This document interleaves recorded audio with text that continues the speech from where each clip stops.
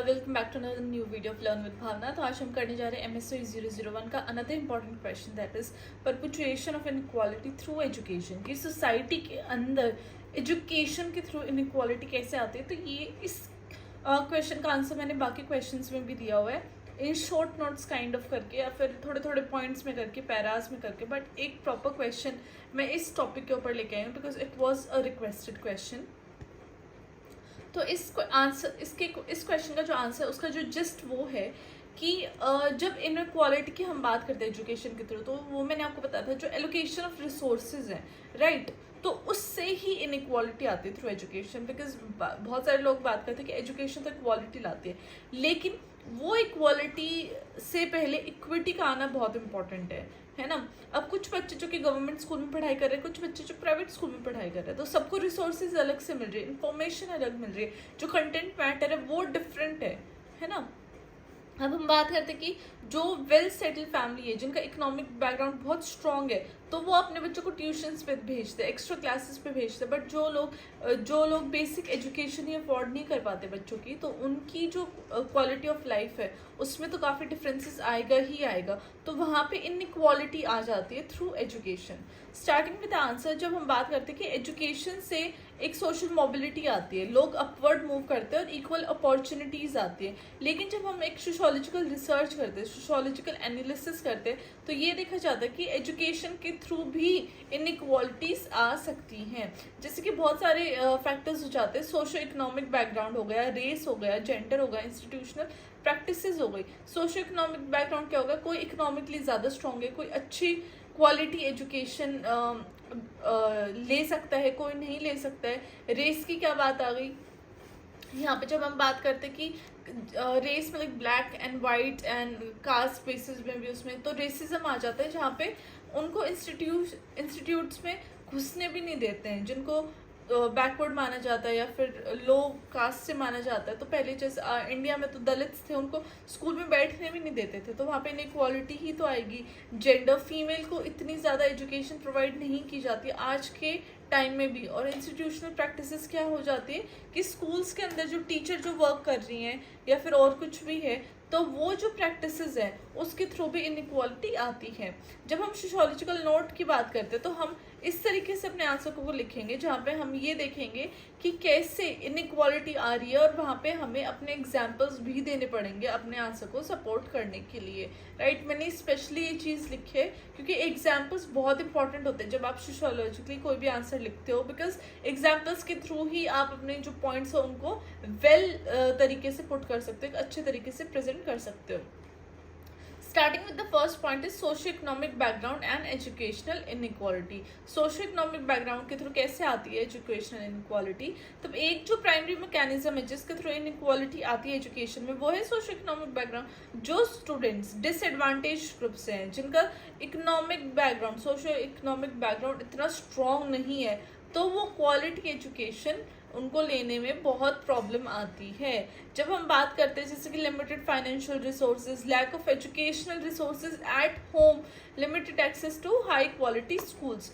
जो बच्चे urban areas से हैं उनको तो अच्छी एजुकेशन प्रोवाइड हो सकती है, लेकिन जो रूरल एरियाज से, जिनके पेरेंट्स के पास अच्छे फाइनल रिसोर्सेज नहीं है और वो अच्छी स्कूल में उनकी एजुकेशन नहीं हो रही है, और मे बी वो गवर्नमेंट स्कूल में भी जा रहे हो, लेकिन वहाँ पे भी बहुत ज़्यादा एक डिफरेंस आ जाता है, स्टार्क डिफरेंस आ जाता है एजुकेशन लेने में, राइट। तो वहाँ पे क्या है, इनइक्वालिटी आती है। जब हम बात करते हैं लो इनकम फैमिलीज़ की, वो लोअर एजुकेशन अटेन कर पाते क्योंकि उनके पास हायर एजुकेशन लेने के लिए उनके पास इतनी वेल्थ ही नहीं है, राइट।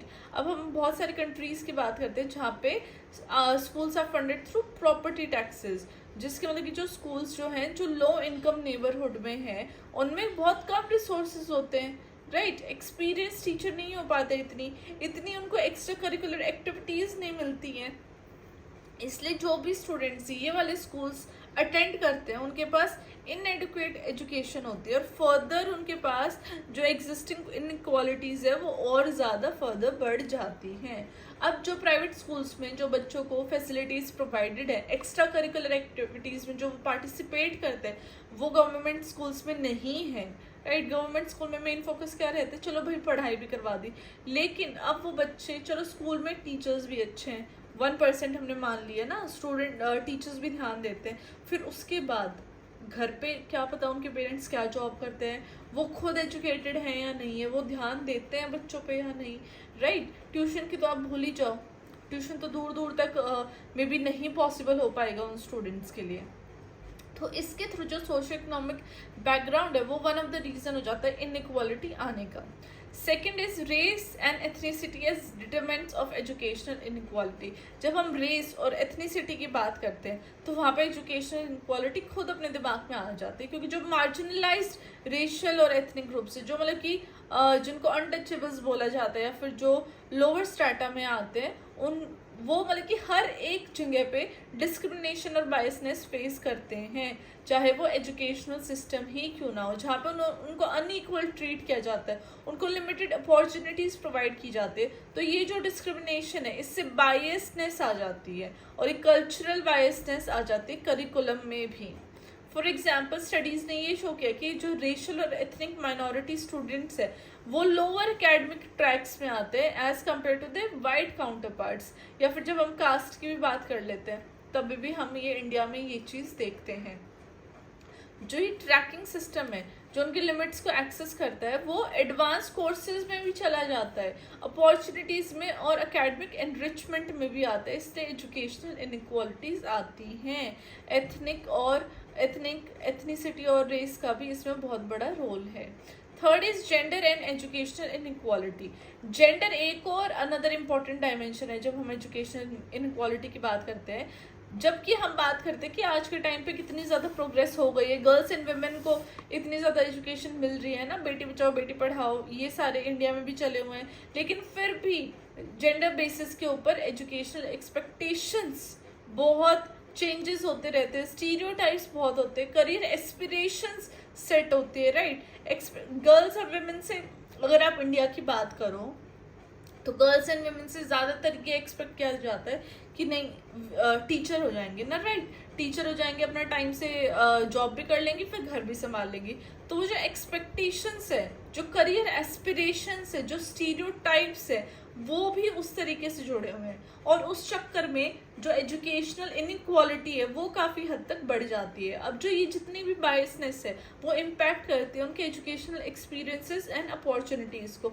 फॉर एग्जाम्पल, जब हम स्टेम की बात करते हैं, science, technology, engineering and mathematics, वहाँ पे फीमेल्स को या गर्ल्स को बहुत ज़्यादा डिस्करेज किया जाता है, मेल को या मेन को ही ज़्यादा इन फील्ड्स के थ्रू फोकस किया जाता है या फिर इन फील्ड्स की तरफ जाने के लिए बोला जाता है। ये तो कल्चरल एंड सोसाइटल नॉर्म्स भी हो गया, कल्चरल एंड सोसाइटल डिफरेंसेस भी हो गए। तो ये जो डिस्क्रिमिनेशन है ये उनको लिमिट कर देता है कि वो हाई पेइंग करियर्स में ना जा पाए, राइट। अगर वो ये फील्ड्स ही नहीं चूज करेंगे तो ये कैसे ही जाएंगी फीमेल्स उन करियर्स के थ्रू या फिर उन करियर्स के लिए। तो ये क्या करता है, ये अगर उन फील्ड्स में नहीं जाएंगे जो कि इन डिमांड फील्ड्स है, राइट, इन टुडेज टाइम, तो अगर उन फील्ड्स में नहीं जाएंगे तो वहाँ पे इकोनॉमिक इनइक्वालिटीज भी आ जाएगी, क्योंकि उन फील्ड की जॉब्स ही तो हाई पेइंग जॉब्स हैं, और अगर उन फील्ड्स में जाएंगे नहीं, अगर सारी हाई पेइंग फील्ड्स में अगर मेल ही होंगे तो वो एक इकोनॉमिक इनइक्वालिटी, एक जो पेइंग डिस्पैरिटी है वो भी आ जाती है। फोर्थ पॉइंट आ जाता है इंस्टीट्यूशनल प्रैक्टिसेस एंड पॉलिसीज।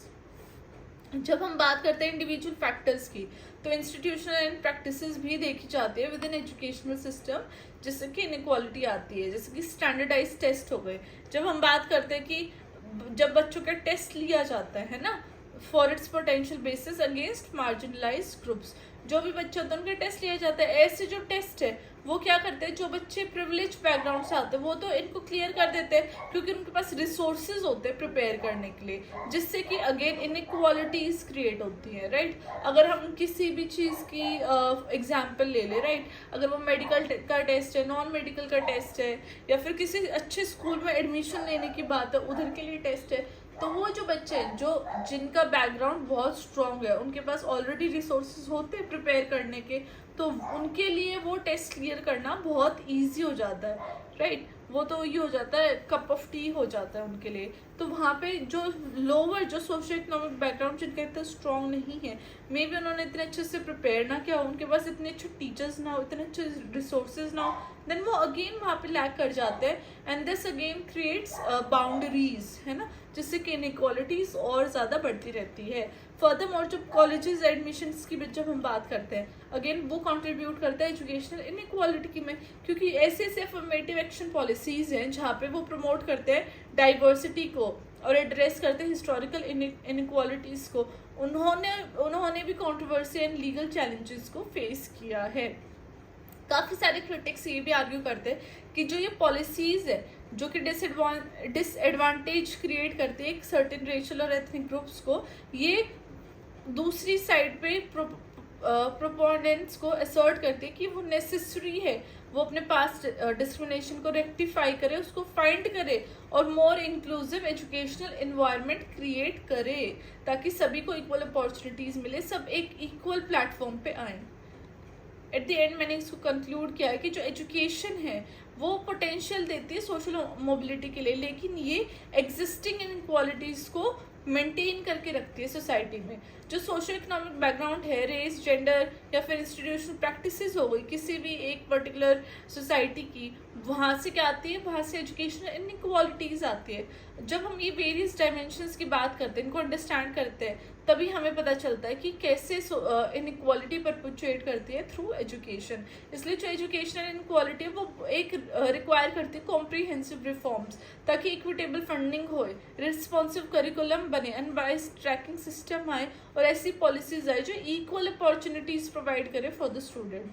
तो ये बहुत ज़्यादा क्रूशल हो जाता है ऐसे चैलेंजेस को रिकग्नाइज करना और सिस्टमैटिक बैरियर्स को तोड़ना है, ताकि एजुकेशनल इनइक्वालिटीज़ और ना बढ़े और कम ही होए, ताकि एक जस्ट एंड इक्वल सोसाइटी निकल के आए। So this was it. Conclusion लिखना is very important. I have concluded my question. I hope ये सारे points आपको समझ में आए होंगे। और भी इसमें points बन सकते हैं, आप अपनी तरफ से कोई भी points लिख सकते हैं। यहाँ पे हम countries की भी बात कर सकते हैं, examples की बात कर सकते हैं, हम यहाँ पे बात कर सकते हैं कि भाई जो टीचर्स को असाइन करते हैं वो जो स्ट्रीम्स हैं या फिर वो जो बोर्ड हैं उनका कितना रोल होता है एक effective and well maintain teacher बनाने में। जो प्राइवेट स्कूल्स हैं वो उनमें जो टीचर्स असाइन होती है उनका क्या रोल होता है, राइट। अब ये जो सारे पॉइंट्स आप अपने पास से भी कुछ पॉइंट्स ऐड कर सकते हैं, नो डाउट इन दैट। और आई होप ये question was easy to understand, I made myself clear और ये आपको क्वेश्चन ईजिली समझ में आ गया। So I will be coming up with more videos, till then stay connected, study well, study hard, I will meet you next time, bye bye, take care.